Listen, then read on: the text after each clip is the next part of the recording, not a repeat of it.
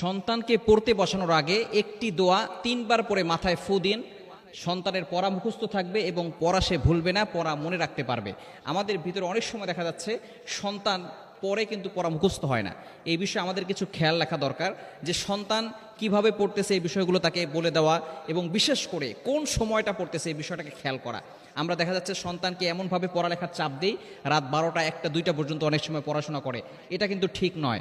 দেখবেন যারা হাফেজ হয়, হেফজ যারা পড়ে, তারা কিন্তু দেখা যাচ্ছে 10টার দিকে 11টার দিকে ঘুমিয়ে যায়, শেষ রাতে তাড়াতাড়ি ওঠে, তারা তাহাজ্জুদের নামাজ পড়ে।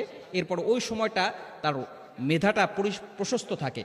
এজন্য ওই সময় আপনি পড়ার চেষ্টা করবেন, আপনার সন্তানকে পড়তে বলুন। বিশেষ করে ফজরের নামাজটা পড়া, সন্তানদেরকে নিজেও নামাজ পড়া এবং সন্তানদেরকেও নামাজের জন্য আদেশ করা। কিন্তু দুঃখজনক হলেও সত্য, আমাদের পিতামাতা যারা আছে তারা সন্তানদেরকে আদর্শ সন্তান বানাতে চায়, কিন্তু তারা আদর্শ বাবা মা হতে চায় না। ভালো করে স্মরণ রাখতে হবে, আদর্শ সন্তান করতে হলে আগে আদর্শ পিতামাতা হতে হবে।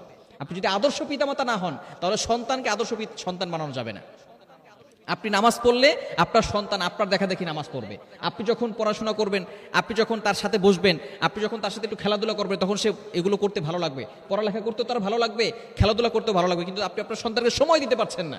আপনি এত বিজি হয়ে পড়েছেন যে আপনি আপনার সন্তানকে সময় দিতে পারছেন না। সুতরাং সন্তানকে সময় দিবেন, সন্তানের সাথে মাঝে মধ্যে খেলা করবেন, সন্তানকে পড়াশোনার সময় নিজেও থাকবেন। দেখবেন আস্তে আস্তে সন্তান সব কিছু শিখবে। তবে সন্তান যখন পড়তে বসবে, পড়তে বসার আগে আপনি মাথায় 3 বার একটি দোয়া পরে ফু দিবেন। সেটা হচ্ছে আল্লাহুম্মা ফাক্কিহহু ফিদ্দীন ওয়া আল্লিমহু তা'ওয়িল। নবীজি সাল্লাল্লাহু আলাইহি ওয়াসাল্লাম তার প্রিয় সাহাবীকে এই দোয়া পরে ফু দিয়েছিলেন।